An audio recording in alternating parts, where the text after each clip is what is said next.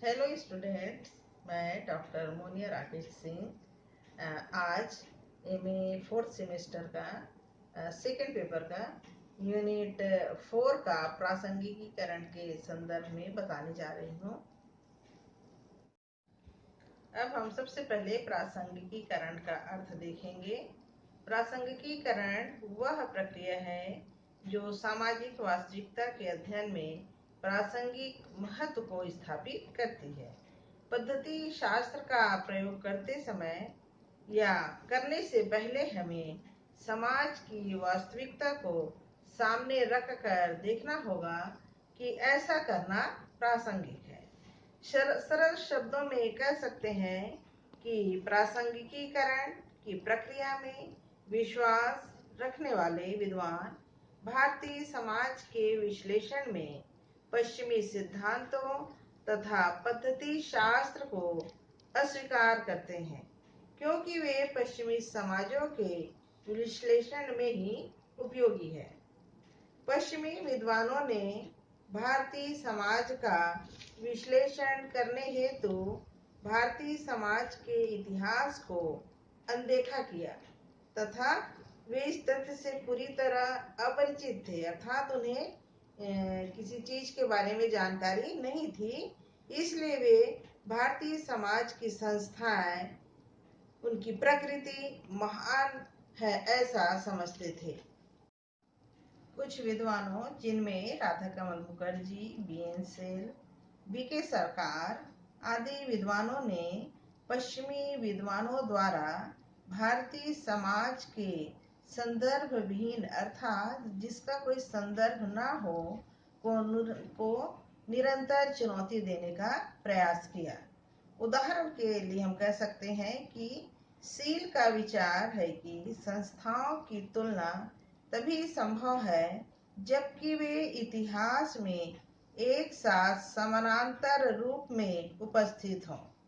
Are के मुखर्जी, इन्होंने भी इस बात पर बल दिया कि भारतीय संस्थाएं विशिष्ट प्रकृति की हैं तथा इसे समाज के विशेष संदर्भ में समझा जा सकता है। सिद्धांत तथा पद्धति शास्त्र सदैव संदर्भ से संबंधित होने चाहिए। संदर्भ के बिना सिद्धांत तथा पद्धतियां प्रासंगिक नहीं होते। स्वतंत्रता प्राप्ति के पश्चात भारतीय समाजशास्त्रियों ने पश्चिमी रूप अर्थात निदर्शन से प्रभावित होकर भारतीय समाज के अध्ययन किए तथा शास्त्रीय समाजशास्त्रियों द्वारा सैद्धांतिक परिप्रेक्ष्यों को अपनाया। प्रोफेसर योगेंद्र सिंह के अनुसार भारतीय समाजशास्त्रियों ने 4 प्रमुख सैद्धांतिक परिप्रेक्ष्यों को अपनाया है, जैसे दर्शन शास्त्री, सांस्कृतिक, संरचनात्मक तथा द्वंद्वात्मक ऐतिहासिक। प्रथम परिप्रेक्ष्य में हम देखते हैं कि आर के मुखर्जी, डीपी मुखर्जी एक शरण ने अध्ययन किए, परंतु इनमें भारतीय समाजशास्त्र की सैद्धांतिक पद्धति पर कोई विशेष प्रभाव नहीं पड़ा। द्वितीय परिप्रेक्ष्य में हम देखते हैं अर्थात सांस्कृतिक परिप्रेक्ष्य, अपनाने वालों में एम श्रीनिवास प्रमुख हैं।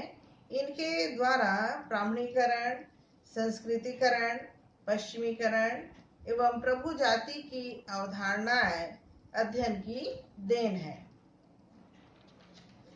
तृतीय परिप्रेक्ष्य अर्थात संरचनात्मक परिप्रेक्ष्य, जिसमें शक्ति संरचना, सामाजिक स्तरीकरण, पारिवारिक संरचना, जनांकीकी जैसे पहलुओं के विश्लेषण पर बल देता है। इसे अपनाने वालों ने तुलनात्मक अध्ययन भी किए हैं। डीपी मुखर्जी, आर के मुखर्जी ने इस परिप्रेक्ष्य को महत्वपूर्ण माना है।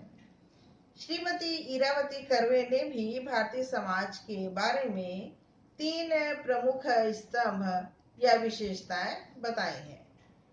जिनमें संयुक्त परिवार, जाति व्यवस्था तथा ग्रामीण समुदाय है। भारतीय समाज को समझने के लिए इन्हीं तीनों को समझना आवश्यक है या कहें कि अनिवार्य है तथा इनमें क्या परिवर्तन हो रहा है यह भी ज्ञात करना आवश्यक है। प्रासंगिकीकरण के समर्थकों का विचार है कि इनके परंपरागत स्वरूप या परिवर्तनशील प्रतिमानों का अध्ययन करने में हमें भारतीय धर्म ग्रंथों की सहायता लेनी चाहिए, क्योंकि इनका वास्तविक प्रसंग हिंदू धर्म ग्रंथों में मिलता है। कोई भी पश्चिमी विद्वान पश्चिमी सिद्धांतों एवं पद्धति शास्त्र के आधार पर न तो भारतीय संयुक्त प्रणाली और न ही जाति की वास्तविकता को समझ सकता है। इसके लिए सर्वप्रथम इन दोनों के बारे में जो विचार हिंदू धर्म ग्रंथों में प्रतिपादित किए गए हैं उनका ज्ञान होना आवश्यक है। यह ज्ञान ही हमें उस प्रसंग के महत्व को समझा सकता है। हम देखते हैं कि भारत में काफी अध्ययन हुए हैं और आज भी इनमें निरंतर वृद्धि हो रही है। ऐसे अध्ययन भारतीय समाज के संदर्भ में किए जाने के कारण प्रासंगिक तो है, परंतु इनके आधार पर यह नहीं कह सकते हैं कि भारत में समाजशास्त्र सैद्धांतिक रूप में परिपक्व हो गया है। अतः निष्कर्ष के रूप में हम कह सकते हैं कि कोई भी अध्ययन संबंधित समाज को सामयिक परिस्थितियों के संदर्भ के बिना नहीं समझा जा सकता है। Okay students, thank you. बाकी जो कुछ भी डाउट्स है उसे आप कमेंट्स में पूछ सकते हैं। Okay, bye.